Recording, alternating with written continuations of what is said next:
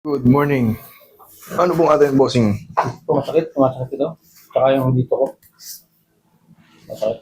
Wala kayong mga opera before? Wala kayong mga disgrasya sa mga motor, sasakyan? Ngayon po, paano po siya sumakit? Siguro pagod. Tapos, ito kasi, medyo matagal na eh. Pero ito, Nag-dread kasi ako. mura-mura lang to. Oo. Mas mura-mura pa, hindi mura pala. Para pag Sige po, kung gusto niyo mag-video, open niyo. Pag Wala pong matagal- bawal. Kung matagal akong, Mag-video po kayo rito, wala pong bawal. pag matagal akong nakaganyan, Mm. kaganyan ako, sumasakit siya. Pero naigagano ko siya. Tolerate ko yung pain. Very simple. Sign up.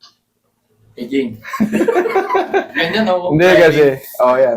Discompression yan. Pero, pantay ang pagkaka-compression niya. Kasi pagkatagilid ng compression yan, nagkaroon ng desiccation. Oh yeah. Masakit siya, no? Yan. Pero ikaw nakaka-recover eh. Pag nakakakilos na, wala, okay na. That's very simple, ano. Sign of ano lang. Pero paano ang remedy niyan? Master, palagi nang ganun eh.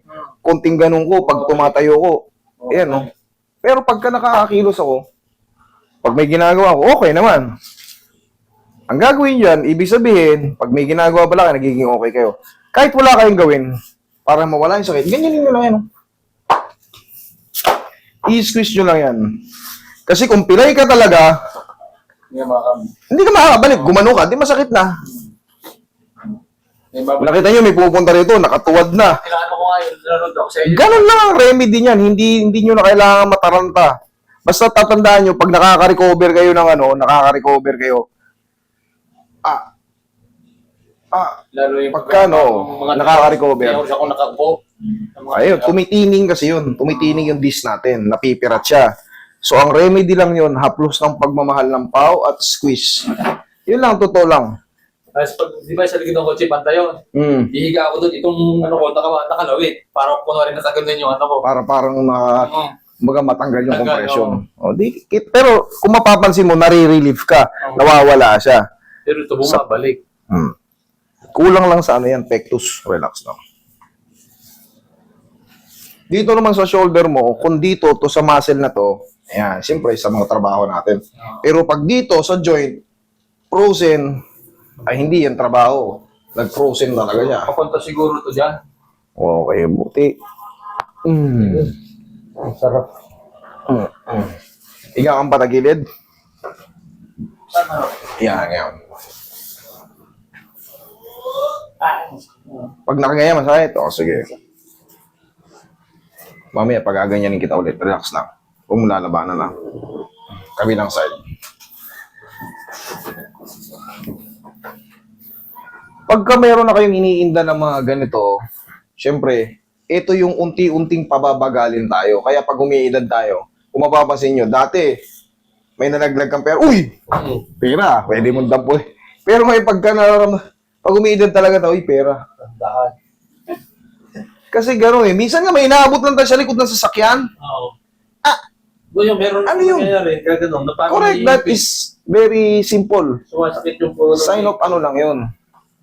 Pero, hindi lang natin kasi alam, iskusin yung balakang natin noon pa.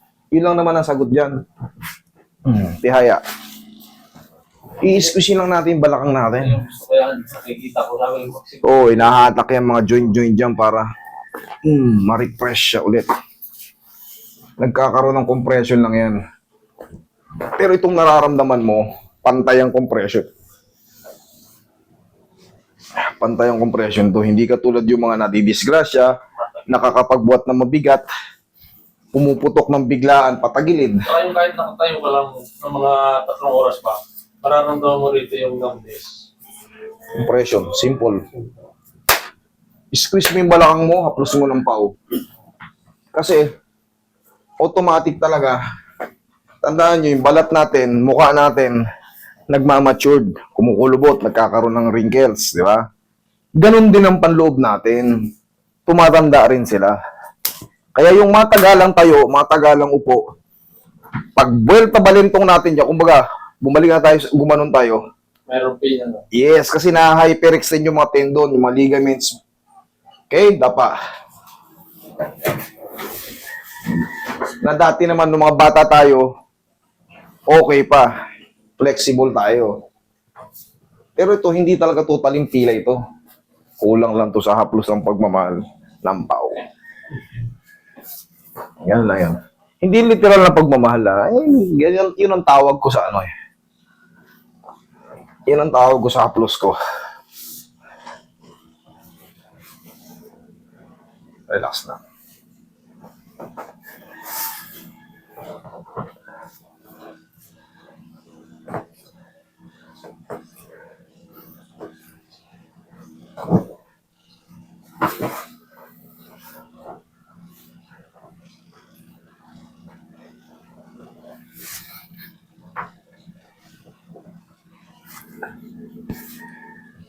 Roy, haplosin mo ng pagmamahal si Bossing.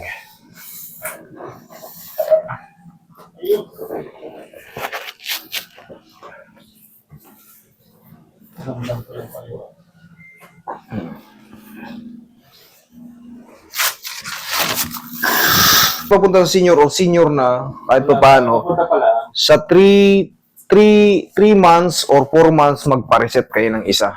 Yan ang maintenance ng mga ano. Going to senior, kunyari kayo ay 55, pataas na.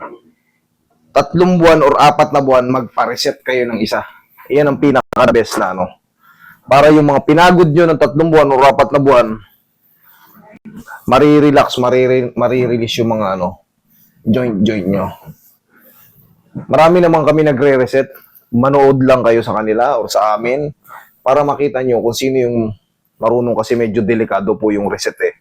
Medyo delikado po yan. May mga napahamak na dyan. So, ayun lang. Mag-iingat tayo.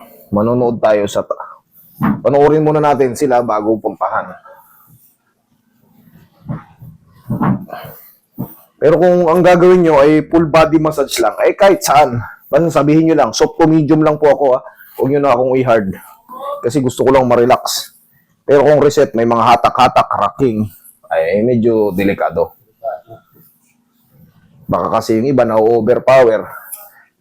Hindi pa umuobra nung nandito pa kayo, pero pag uwi nyo after 3 to 4 days, tsaka pumuputok, tiyaya.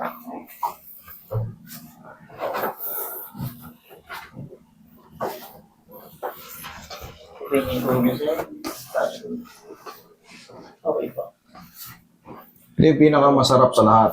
Ito rin yung pinaka-risky. Sa dyan po yung... Lagay sa tiyan, yan. Spine traction. Okay, ang the best na gagawin dito, inhale, exhale lang. Inhale, exhale. Thank you. Pumutok. Yan, dyan lang. Hindi na siya kalipa. Kunin ko pa. Yan din yung iniinda mo kanina eh. Dito nga. Yan, mararamdaman mo yung